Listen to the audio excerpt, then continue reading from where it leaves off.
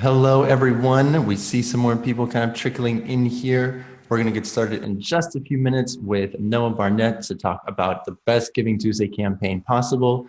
So take just another minute to get a cup of coffee and settle into your desk. We're really excited for today's conversation. See you soon.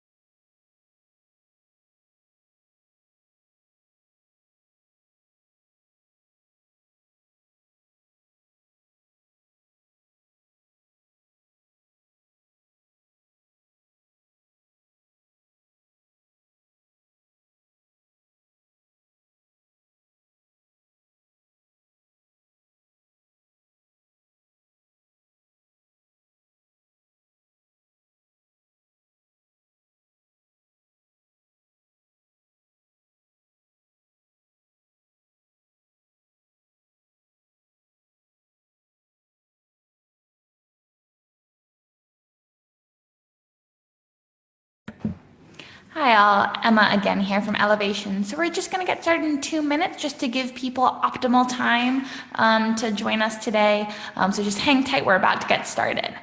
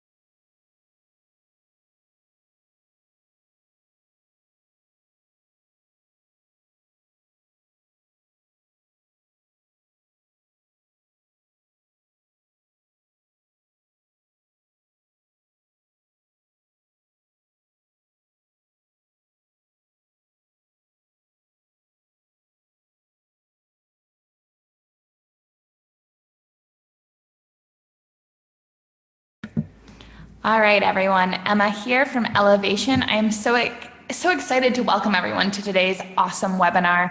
Before I hand the reins over to Noah, I just want to take care of a couple housekeeping things. First of all, this webinar is going to be sent out after via email. So in case you missed anything or you want to review the slides again, we'll be sending out a recording after the webinar. In addition, we'll be hosting a live question and answer at the end. So hold on to those questions that you have throughout the webinar because Noah will be answering all of your questions at the very end. I'm going to turn it over to Kyle now as he introduces our awesome presenter today.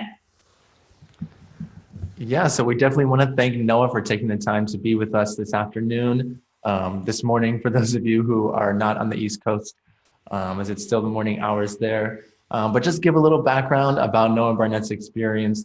Noah leads marketing at CauseVox.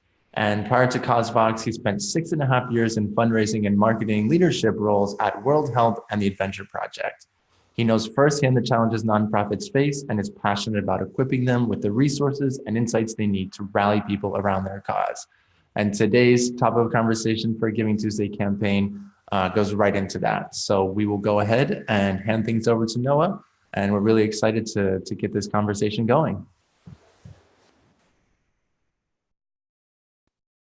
Hey guys, thanks Emma, thanks Kyle for the introduction. Hopefully you guys can hear me all right. I'm so grateful that you guys invited me to come on today's webinar to really share about some of the success that we've observed over the past few years around Giving Tuesday as we work with nonprofits around the world over the past few years. And what we've tried to do in today's presentation, hopefully it comes through, is really showcase how you can see what other organizations have done to drive success, while also really building kind of a checklist for you and your organization as you go about planning your Giving Tuesday campaign. Sorry about that, I'm having technical issues.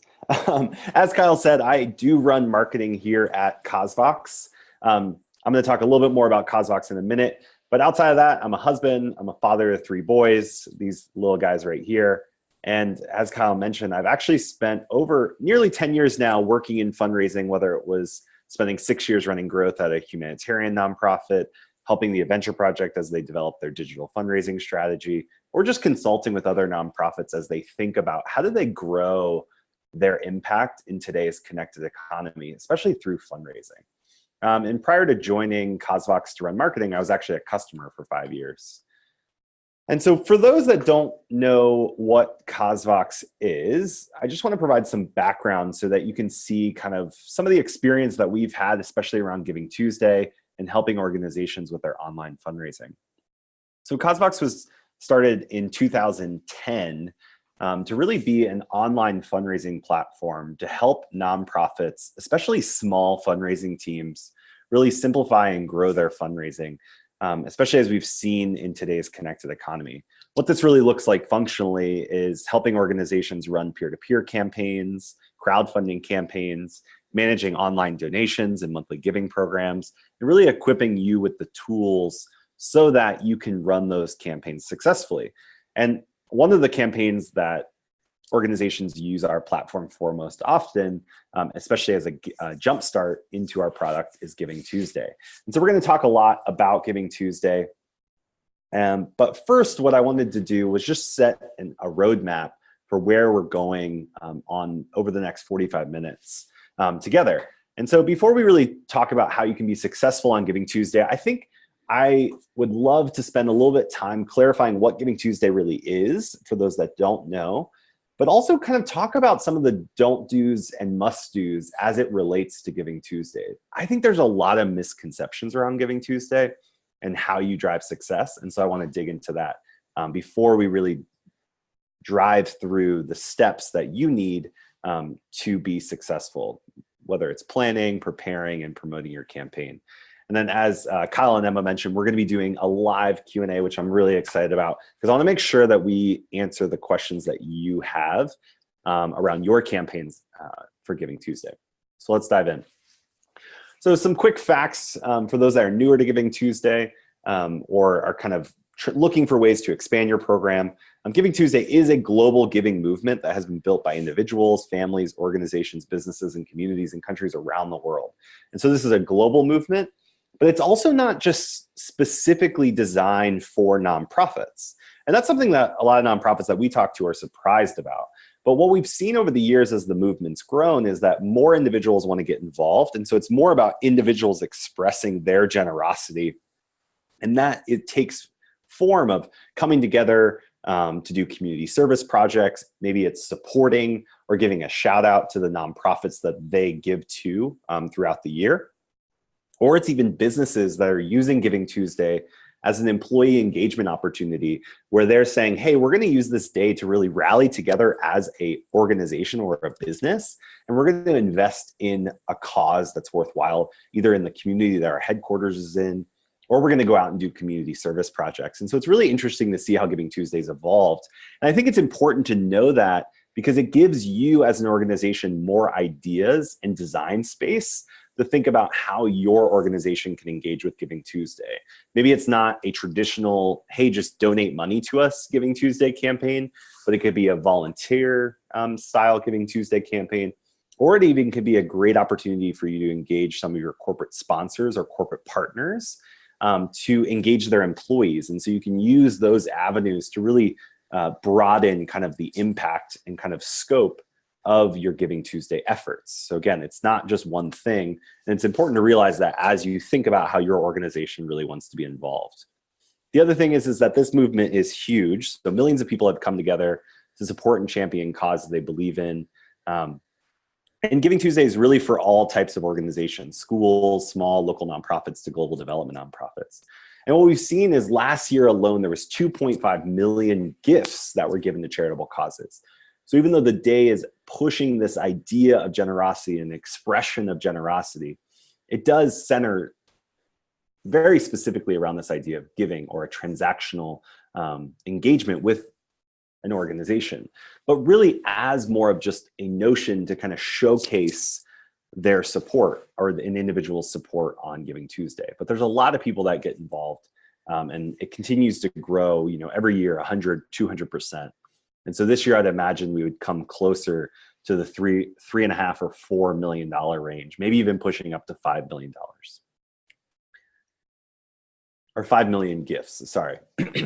And then last year, there was $300 million raised. The year previously was 177. And so again, it just showcases how quickly, now that this movement's been going on for a few years now, how fast it's growing and how much participation's or how many people are coming together as part of this day. The challenge, though, is that as the movement's grown, the competition for attention, which I believe is the most valuable currency in today's connected economy, and I'll kind of dive into that a little bit more later, makes it really difficult for you and your organization to stand out, or even to get noticed, or to make your campaign unique enough and not seem like you're just kind of using the day as an opportunity to ask people to give. And so hopefully this presentation gives you some unique ideas on how you can go about that. So Givingtuesday is a great opportunity to grow your support, but I think it's important to address some questions. And we get asked this question all the time as we talk with nonprofits each week. And it's around this idea is Givingtuesday actually something you should participate in? And if it is something we're going to participate in, are we going to give it enough resources? The biggest mistake we see over and over again, and it happens every single year, is organizations participate in Givingtuesday or sign up to participate in Givingtuesday, which isn't even really that important of a step. It's more about how you build a campaign around Givingtuesday, and just expect that that was enough. That if they show up and say, hey, we're a nonprofit on Givingtuesday, that's going to be sufficient.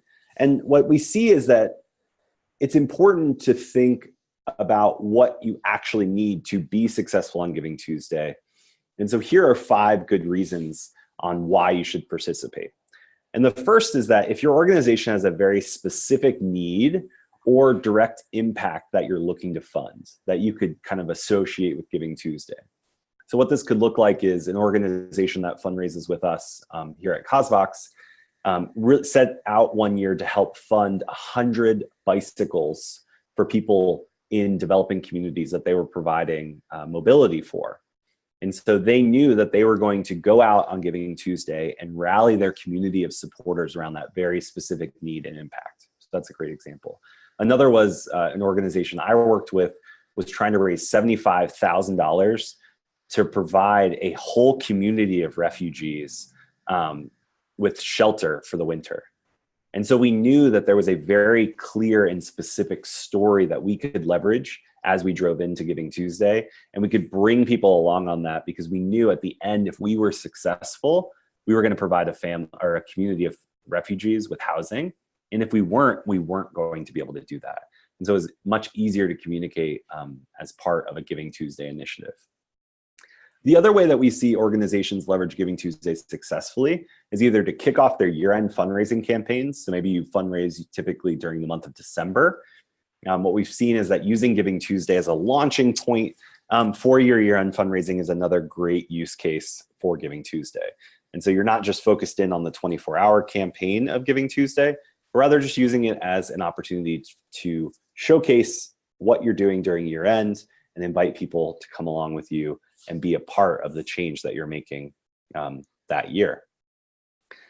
The other opportunity that's a little bit different is if you just want to try something new. So a lot of organizations have very clear fundraising playbooks that they run every year. They have events, they have appeals, they have year-end campaigns, they have galas, they have annual funds, they have their peer-to-peer programs set up.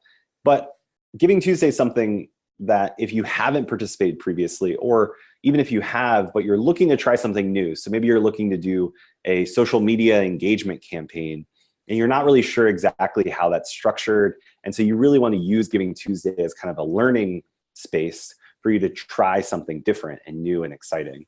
The other something new that you could do is if you've never done like corporate engagement fundraising, where it could be a great opportunity for you to tap your corporate sponsors, especially if you have more of like a service-based organization like arts organizations or institutions like schools or any like physical program spaces where you have you typically have a lot of community sponsors that maybe sponsor various events or other efforts that you do throughout the year. Giving Tuesday might be a great opportunity for you to engage with those partners in a new and different way and get them excited about engaging their employees or their networks as a business.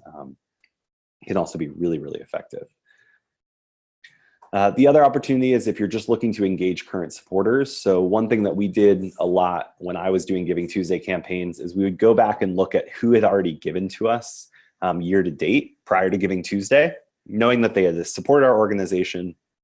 And we really wanted to focus on how we could actually mobilize our current donors for the year to do something different on Giving Tuesday. So instead of just asking them to give money to our organization, we would ask them to actually go out and advocate for the causes that we were fighting to solve together.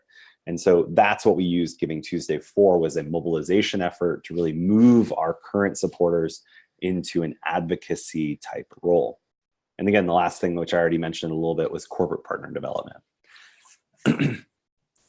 And so the things that you must do on Giving Tuesday, again, is set a clear goal. It's really important to focus on why you're participating, not because just because it's Giving Tuesday isn't enough. And so it's really important for your organization to know why you're participating and what you're looking to accomplish on Giving Tuesday. The other thing you must do is really focus on this idea of storytelling and how you can really frame a broader story around the campaign that you're running. And so, for example, like I mentioned before, we were trying to raise $75,000 on Giving Tuesday to help provide a whole community of refugees housing for the winter. And so instead of just talking about that directly, one of the things that we tried to focus on was how we could tell stories of individuals in that community of refugees and help use those to help showcase the outcome that we would be providing these people in the form of opportunity and housing, and as part of our fundraising campaign. And those stories were really great tools to provide our supporters as they also went out on Giving Tuesday to showcase that they were expressing their participation in Giving Tuesday by supporting this campaign, and they would be able to share out some of those individual stories. And the last thing is that you really want to focus on inspiring and rallying your supporters or the community of people you're trying to engage in your Giving Tuesday campaign. Not just do like a general ask or say, hey, it's Giving Tuesday, donate now.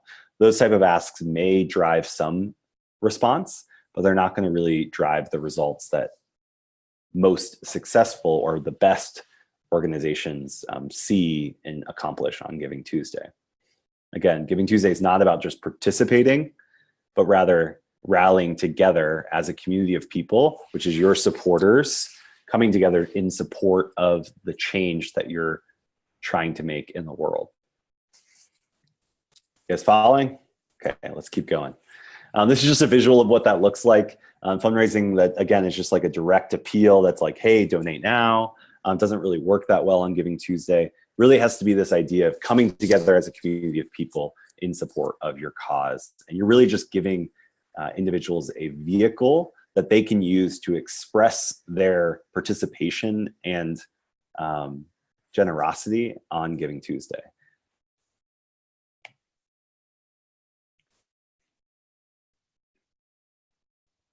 One of the other big things that we see is that organizations that drive the most success on Giving Tuesday focus less on just seeking financial investments from their supporters on Giving Tuesday, but thinking more holistically about their supporters and how they can mobilize the various resources that their supporters could invest on Giving Tuesday, whether that's money, the influence that those individuals have to inspire others to support your cause, or even their time. Again, so thinking about your goals for Giving Tuesday, not just as a financial goal, but also as an influence or even time commitment that your supporters could give you as a part of the efforts. So I'm going to just show you a few examples real quick, and then we're going to dive into kind of the steps that you can use to drive success on Giving Tuesday. So the first example is the Painted Turtle. And so they're an organization that provides kids camps and kids programming for children with disabilities. And so what they did was they decided that they were going to try to raise $25,000 to be able to provide a specific number of children access to their camps for free. As children with disabilities, there's a lot of financial commitments on the families. And so what they wanted to do was be able to provide scholarships for individuals to come to their camps and participate in their programs in a way that would be more accessible for the people that they were serving. And so they created a fundraising campaign for Giving Tuesday to raise $25,000. They ended up raising $40,000. But the biggest part of their campaign to drive success was that they put together this 30-second video that really just outlined their campaign. And what they asked was that people not only just give, but also share the video through email with their friends and family on Giving Tuesday, expressing that they were participating in Giving Tuesday and how they were participating, which was in support of the Painted Turtle, but also sharing that video out on social media, maybe around the office via Slack or anything like that. They really wanted to give their supporters a central tool or piece of media, which was this 30-second video that could really help expand the reach. And we see that pretty consistently as organizations that drive success have a single piece of media or content, whether that's in the form of a written story, a video, maybe a key graphic or a photo, but that's kind of like the central piece that individuals can understand what your campaign's all about, what you're trying to accomplish as part of Giving Tuesday.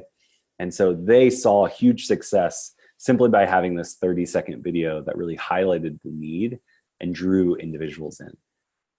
And they were able to hit almost $40,000, which was incredible. Another organization that really saw a lot of success on Giving Tuesday last year was the Center for Community Solutions. One thing that they focused in on was not just a central story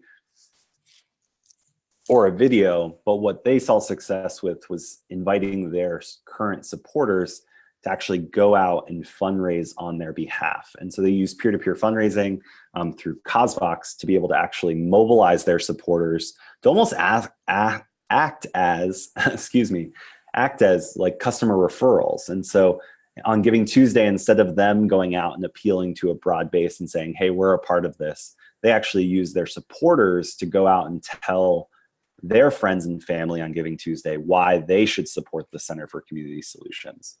And we see this over and over again, is that there's so much power, especially in today's kind of evolving world where trust in institutions and organizations is decreasing rapidly, regardless of whether they're nonprofits or government or educational institutions or even brands and companies.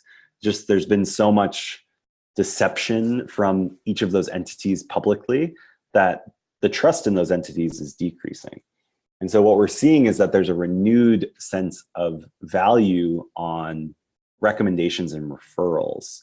And not just for simple things like where you should shop, who you should vote for, or maybe what your next vacation should be, or what car you should buy, or what products on Amazon you should purchase, but rather also the causes and nonprofits that you should invest in. And so peer-to-peer fundraising has been a powerful way our customers have seen or have basically taken advantage of that opportunity and allowed their supporters to really tell their organization's story on their behalf and invite people to participate or support the campaign.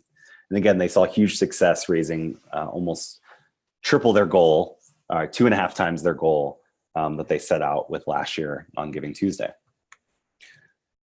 A few other organizations that have driven success on Givingtuesday is the Motherhood Collective.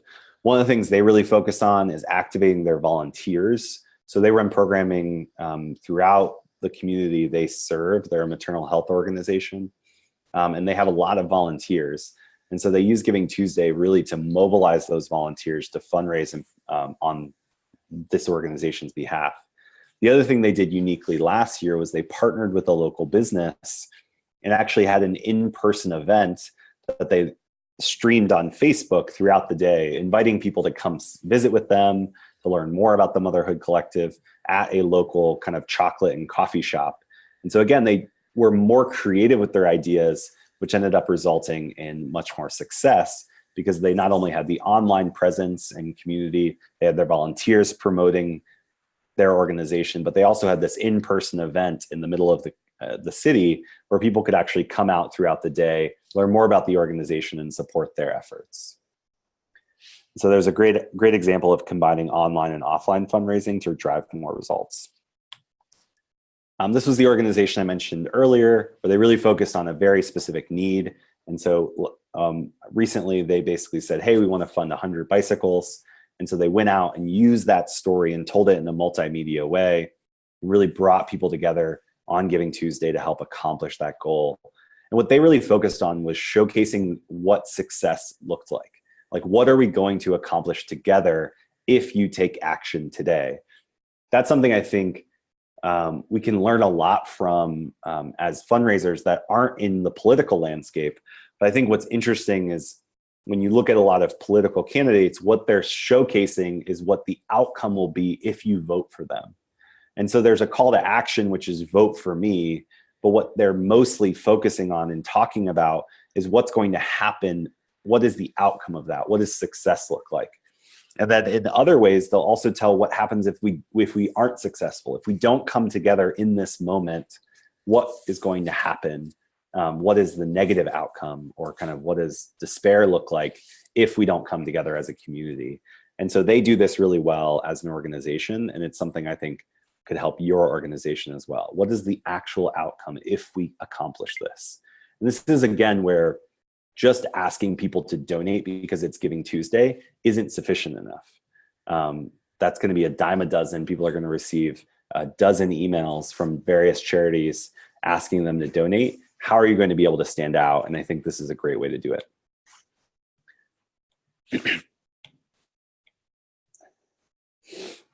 So again, one of the keys of fundraising in today's world, not just on Givingtuesday, but Givingtuesday it's kind of amplified, is that attention is the most valuable currency. And so it's important to think about as you design your campaigns through that lens. So how are we going to earn attention? What are we going to do with that attention? And how are we going to value that attention? And so what organizations don't want to do is think that they have the right to attention. So what that really means is that you're going to craft the perfect email, you're going to send it out, and people are going to respond. And that's good enough. You've done your work, you guys do good work every day, and we're going to send an email out on Givingtuesday and people are going to support that. That is assuming wrong in today's day and age, because even if your work is valid and good and true, you still have to earn access to attention. It's not just granted to you. And the second thing is that once you have attention, knowing that it is a valuable currency, identifying what you're going to ask people to do. And so this is another key area I think is really important if you're taking notes, is to think about what the core call to action is that you're going to ask someone to do once you gain their attention. So if someone opens your email and they're reading about your campaign and your efforts, What is the single most important thing you want them to do in that moment? And what we see is that sometimes the most obvious, which would be, hey, we're going to ask them to donate or to support our campaign, isn't always the most valuable option. And so it may be more important for you to ask your audience to share a video like the painted turtle did, or to read a story, or to come volunteer, or asking them to email 5 of their friends, telling them about your organization's efforts, and as really an expression of their participation in Giving Tuesday. And so again, you have to earn the attention. And once you have it, what are you going to ask them to do? And then again, once you do have it, how are you going to honor that? How are you going to make sure that you're not abusing access to attention? And so those are 3 key points that I would really encourage you to consider as you're thinking about your Giving Tuesday campaign, but any other fundraising campaigns you're doing throughout the year as well. So we're going to spend the next 20 minutes really diving into this checklist for success on Giving Tuesday. We've talked about a few of these concepts, but I really want to dive into them and give you some practical tips on how you can really drive success if you use some of these foundational principles that we just reviewed on Giving Tuesday. And so step 1 is really to set specific goals and write your appeal. And so we already talked about this idea of setting goals and it being really important for you to know exactly why you're participating in Giving Tuesday. And again, your goals versus the goals of someone else that's listening to this webinar may be different. And the goal you came to this webinar expecting to want to have on Giving Tuesday may need to be revised based on some of the learnings and lessons that you kind of pull out of this presentation. But regardless of what it is, it's just really important for you to know what that goal is so that you can design your entire campaign around it and you can build a fundraising appeal that helps support that well. And so in the case of if it's money raised or other types of goals, make sure it's not just a arbitrary goal like we want to raise more money on Giving Tuesday, but make sure you put some very specific metrics behind that. And then if there are any secondary goals, so a lot of times what we would do is we would set a financial goal for Giving Tuesday, like we want to raise $75,000 on Giving Tuesday. However, one of our secondary goals is we wanted to ensure that 80% of the people that gave to us last Giving Tuesday gave again. Or we wanted to reach 100 new donors through our Giving Tuesday campaign. And so even though those weren't the primary goals, they were secondary goals that we were going to measure success against because we thought those were important as well. And then the 4th thing is just making sure that you know very specifically as a team why this goal matters. We get asked a lot, hey, is it okay if we just set a $5,000 goal for Giving Tuesday? And the answer that we come back to is that it is okay to set a $5,000 goal, but why are you setting that goal? And why does that goal matter? What is that going to accomplish if you achieve it? If you don't raise $5,000, who cares? And answering some of those questions are really going to help you hone in on what goal you should have. But more importantly, it's going to help you really craft your fundraising appeal because you're going to know very specifically what happens if you reach your goal and what happens if you don't. Here's some great examples that you can dig through. And I'm going to send out the presentation to Emma and Kyle so that you guys can use this as well throughout your planning process. So no need to take all the notes now.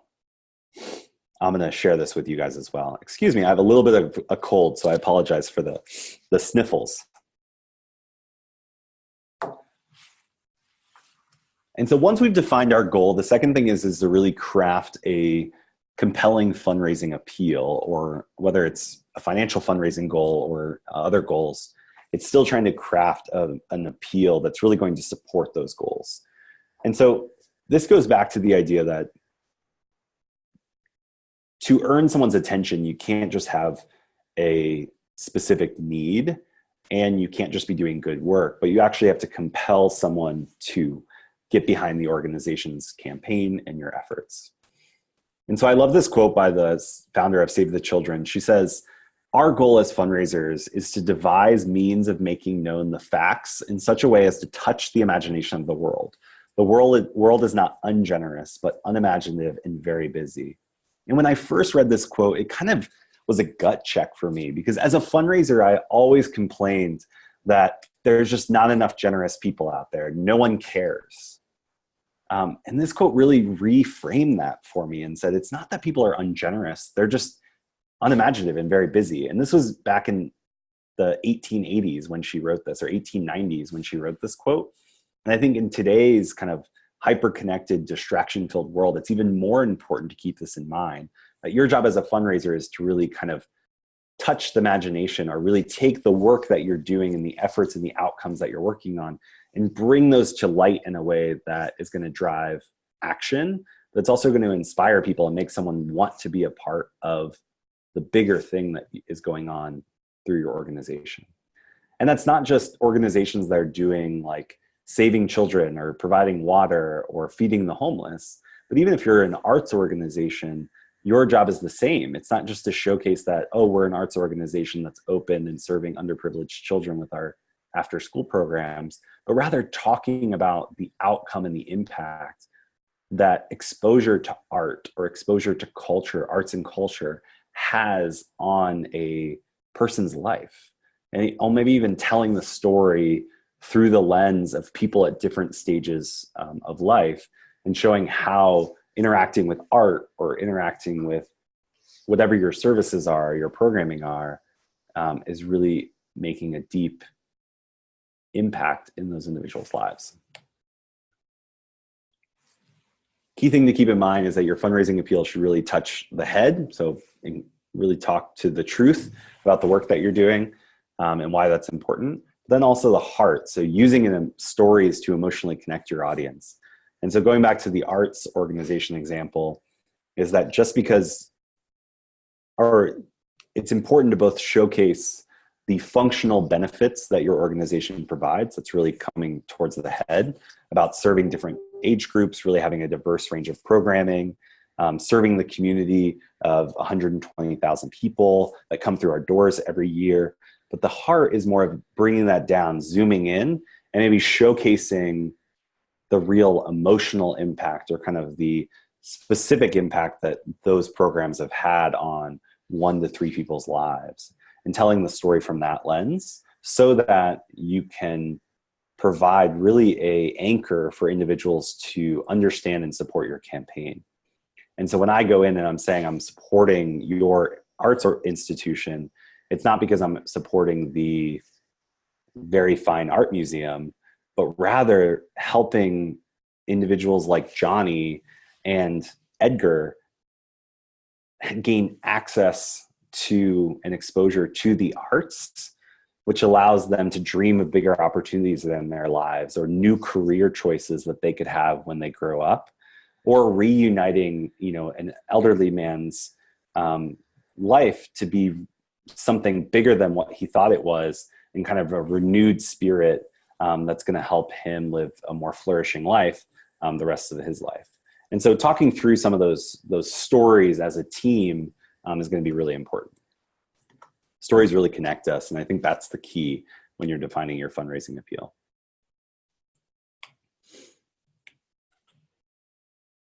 The second thing I think is really important when you think through your fundraising or your Givingtuesday campaign is about ways that you can build momentum behind your campaign throughout the day, or if you're going to run it for longer than just one day, how you can build momentum. And one of the best ways we've seen organizations build momentum is through using a matching gift. And so a matching gift, especially in a time-sensitive or time-capped fundraising campaign like Givingtuesday, especially if you're just focusing in on those 24 hours, a matching gift helps build urgency and also moves people to action, because they feel as though if they take action now, their action today will have more impact than if they wait. And so a lot of times what we have seen is organizations using matching gifts in creative ways as part of Givingtuesday to really build momentum and drive action. So there's a lot of different ways you can secure a matching gift. I'll talk about that. And then there's a lot of ways that you can leverage a matching gift. And so the first thing is about securing a matching gift, which comes up a lot in conversations with nonprofits we work with. And the thing is that when I was in fundraising and we would go out and secure matching gifts, we'd do it in a very simplistic way. And so we'd either go out to a partner or a major donor that we knew was going to give to us or had already committed to giving to us. So maybe they pledged a certain amount of money, or we know that every year they give a certain amount of money. And all we did was ask them if we could repurpose their investment, their gift, to be used to help inspire other people to support the organization as well. And I don't think we ever received anyone that told us no. Because those individuals that are giving large gifts or major donations, or even companies that are supporting the efforts of your organization, they're in it to get a return on their investment. And so all we would do was go back to them and say, hey, this is how we think we can get the best return on your investment in our organization, is by not repurposing it or changing the intent, but rather just showcasing it as a challenge to other individuals to give as well. And I think the best example of how that works is really to look at like public radio fundraising campaigns where they spend 2 or 3 days really rallying people together in support of the radio station. And a lot of times they'll say, hey, we have someone that is willing to give us $1,500 this hour if we get 6 new donors. And so if you have been waiting to support our efforts, now is the time, because it'll unlock an extra $1,500 gift. And so thinking about how you could secure this is kind of looking at your supporter base, thinking about maybe corporate sponsors you could reach out to, or even major donors, where you could take a few different major donors' gifts, combine them together, and get a larger challenge or matching gift that you could use on Givingtuesday. And so as far as using a matching gift on Givingtuesday, there's really 3 recommendations I would make. The first is more of a standard matching gift campaign, where you would announce at the beginning of Givingtuesday that all donations up to a certain amount will be matched throughout the day. The second way that we've seen it work really well is to use it as a challenge gift or a midday kind of momentum boost. And so organizations will send out an initial email or communication throughout the morning. They'll start receiving donations, and that will start helping them reach their goal. But then around lunchtime or mid-afternoon, they'll send out a follow-up communication that says, hey, we're 40% of the way towards our goal. That's incredible. And we've just been able to unlock a matching gift that if we raise this much money, someone will be willing to match the remaining of the gift. And so that helps renew kind of interest in the campaign. And it also gives you another reason to communicate again to your supporters and inform them of this opportunity with a matching gift. The third way is to kind of break it up. And so we've seen organizations use an initial matching gift to help build momentum. And then around early evening, when there's maybe 10, 20% of the goal left, kind of basically announcing that if we raise 10% more of our goal, someone's going to match the last 10%, or however you want to position it. But instead of doing it, one or the other way, the third is to kind of split up your matching gifts, to use them at key points throughout your campaign. And this also works in other fundraising campaigns, not just Givingtuesday or 24-hour campaigns, where you can really leverage these momentum builders throughout the campaign to renew excitement as part of the campaign effort.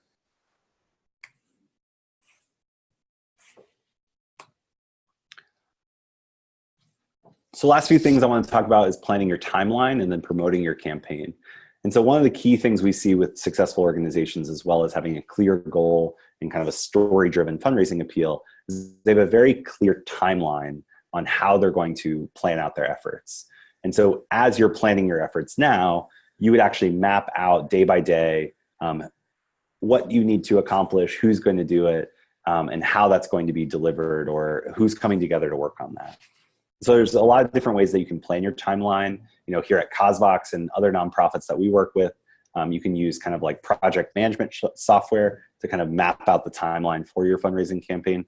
Or a traditional spreadsheet works as well, where you can just map out, this is what's going to happen on this day, this is what's going to happen at this day, And then as you get into Giving Tuesday, really mapping it out, by 2-hour blocks where you're going to be promoting it through social media. Maybe you're going to be sending out emails to your supporters, inviting them to be a part of it. And then midday, you're going to send out another email. And so really being clear about all the different things that are going to happen, because that's really going to be your template so that you know what you need to create and prepare for to drive success. And really what this map is saying is that we believe if we're going to be successful, if we're going to hit our goal, we need to do all of these things. And so you're really working your way towards success. And we see that those that plan to be successful end up being successful more often than those who don't. We have a few suggested timelines on kind of thinking about your fundraising campaign for Giving Tuesday, really focusing in on this month, September and October, to begin developing kind of your fundraising site, any promotional materials that you're going to use, and even potentially sending out initial communication to your supporters to kind of give them a heads up that you're participating in this. This is also important to bring in key supporters, whether that's individuals that are going to be peer-to-peer fundraisers, corporate partners that might be providing matching gifts, or other influencers that you have as related to your organization that would kind of help you drive success on Giving Tuesday. And as you get into November, really launching your campaign, beginning to rally people together, and then promoting heavily 1 week ahead, landing on Giving Tuesday, but then not really stopping there, but even coming back the rest of that week and celebrating the impact and inviting people to still be a part of your efforts. And then in December, really showcasing the impact that you guys accomplished together and tying it in with year-end appeals and cultivating any new donors.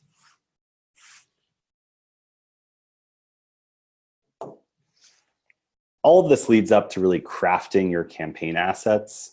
And so the biggest thing we've seen, or not biggest thing, one of the more important things is really having a dedicated space or fundraising site where you can showcase what you're doing on Giving Tuesday. You can talk about your goal. You can talk about your fundraising appeal. You can highlight any videos that you create for Giving Tuesday. And so as you're going through the month of September and October, really thinking about how you can develop these campaign assets so that you can successfully have a home base, whether it's on your website or you build it using a tool like CauseVox, really where you can showcase what you're trying to accomplish on Giving Tuesday. And so this was the one the Motherhood Collective used in 2017, where they really focused on driving individuals to support their efforts. And so they had this dedicated landing page that they used for Giving Tuesday. This is also a great opportunity to start writing your email messages, drafting social posts, and really cross-functional planning with the rest of your team as well.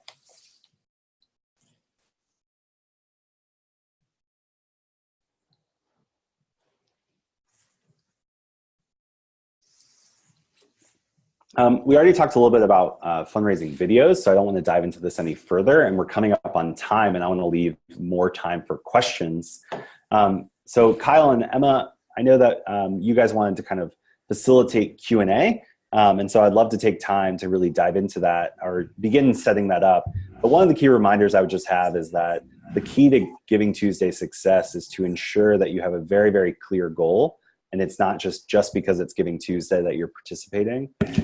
You have a very story-driven approach to how you promote your campaign, and then also that you plan to be successful. And so that's like creating a dedicated landing page, whether it's on your website or through something like a platform like CauseVox, highlighting your videos, setting up your email messages, and thinking about how you can even tie it into your end. All of those things are going to help you drive success as you plan for Giving Tuesday. So like I said, I'll send out the PowerPoint in the presentation so that you can dig through some of the complimentary information I've provided. And like I said, love to answer questions. Emma, Kyle. Excellent, Noah, excellent. Thank you so much for the rundown of all of those Giving Tuesday must-dos and the must-not-dos as well.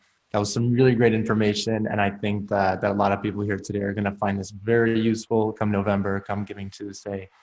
And thank you for joining us today, even though you're sick. I didn't realize you were with a little bit of a cold, so double appreciation for coming in with us today. All is well. This is a good distraction. This is a good distraction.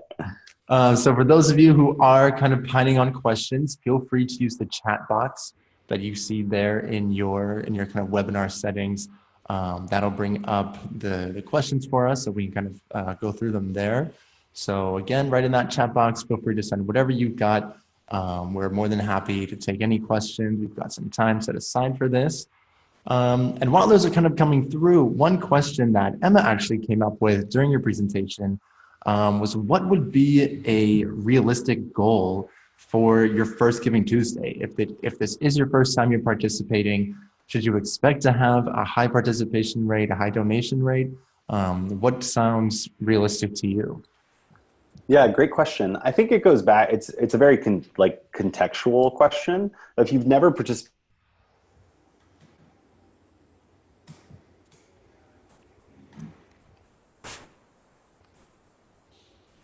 Oh, I think we might have lost you there for a second.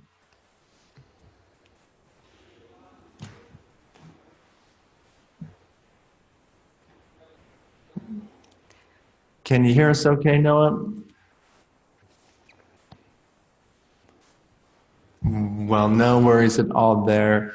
Again, we'll give Noah a couple minutes or a second here to see if we can get him back on. Sorry for that technical difficulty. But if you do have questions, again, keep bringing those in. Feel free to send those through. And I think we're back. Hey, Kyle, can you hear me? Yeah, now we got you there. Oh, yeah, sorry about that. I don't know what happened. I apologize. But what I was saying to answer Emma's question was that even if you haven't participated in Giving Tuesday before, I think it's still important to benchmark your expectations or what you could see as successful from any other individual fundraising efforts you've done. So whether it's been like a year-end fundraising email or some other type of fundraising appeal, those are going to be good benchmarks to say, what type of participation level have we seen in other efforts we've done to try to mobilize our supporters around this specific need or a specific campaign. And if you don't have any of those details, I think going into it without a financial goal, but rather just thinking about it from an impact goal and saying, hey, we want to come together and do something, and really defining that something and focusing on that rather than maybe a financial goal.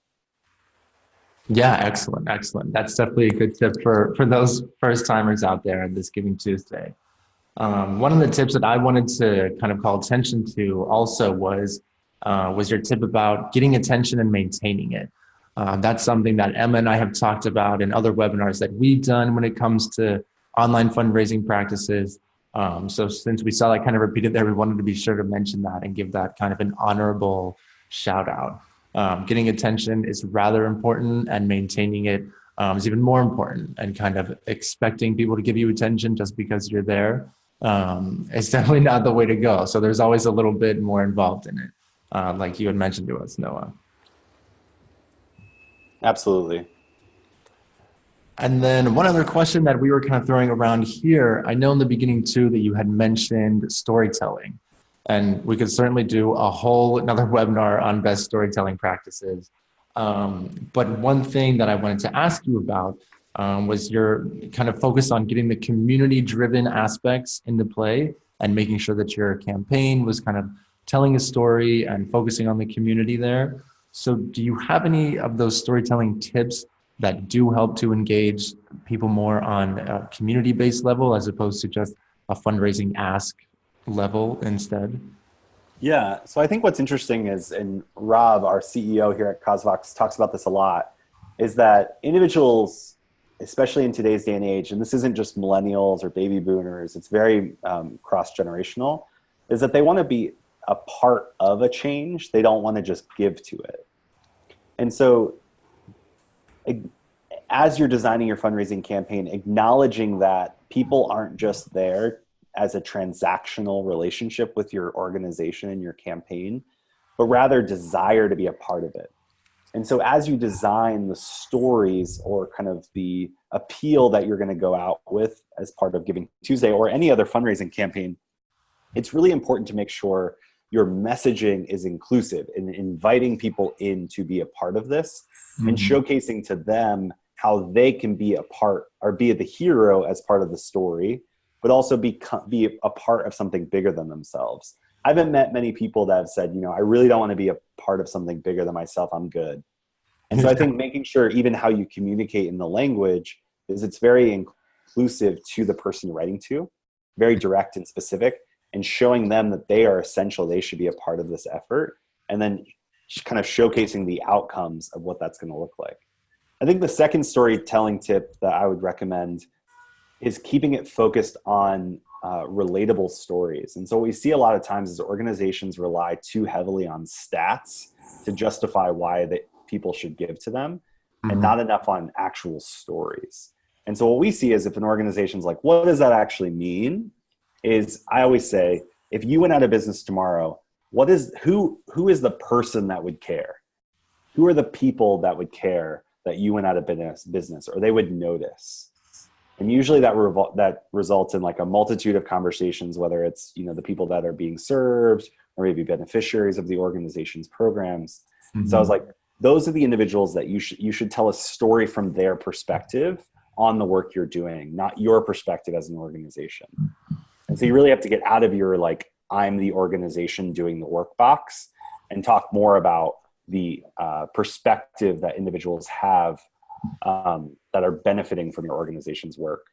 And so that's usually a great starting point to kind of brainstorm different stories that you can leverage. Yeah, that's an excellent way to think of it. To ask yourself that question, who would care if we were not here tomorrow? Yeah, who would even notice, right? Like, exactly. I think a lot of times it's kind of a humbling question because maybe it's not as many people as we thought. Right. I think it helps us really drill into, who is the real beneficiary here, and why is this work important to them? And let's showcase their perspective on our work rather than our perspective on our work. And usually that's much more impactful than being like, we're an organization that does good work. So exactly. And that reminds us of something that we also write about too, donor personas, kind of making sure that you have that persona lined out and making sure that you're writing inclusively to them or specifically to them. So they're able to hear you, essentially, to make sure that you're treating it in a way that they're going to be able to respond properly. So those are all really good tips. And I like them. Yeah. So thanks for answering that question. Thank you so much, Noah. Absolutely. We haven't had any more questions come in, so I think we're going to wrap up a little bit early today. I want to thank everyone so much for coming. Noah, thank you so much for being here with us and sharing so much great information. Again, I will be sending out a copy of the webinar, and Noah will be sending me, like he said, those slides so I can get all of that to you. If any other questions come up, please reach out to us. We love hearing from you. I'm sure I'm speaking for Noah as well, as he would love to hear from you as well. So thank you so much, guys. And thank you again, Noah, for being here. Yeah, absolutely. And if anyone has any questions or wants to reach out directly, they can just email me at noah@causevox.com. I'd be happy to pick up a longer conversation. But thanks again, Emma. Thanks, Kyle. I always appreciate collaborating with you guys. Of course. Likewise. Likewise. Thank you. Bye. Thanks. Cheers. Thanks.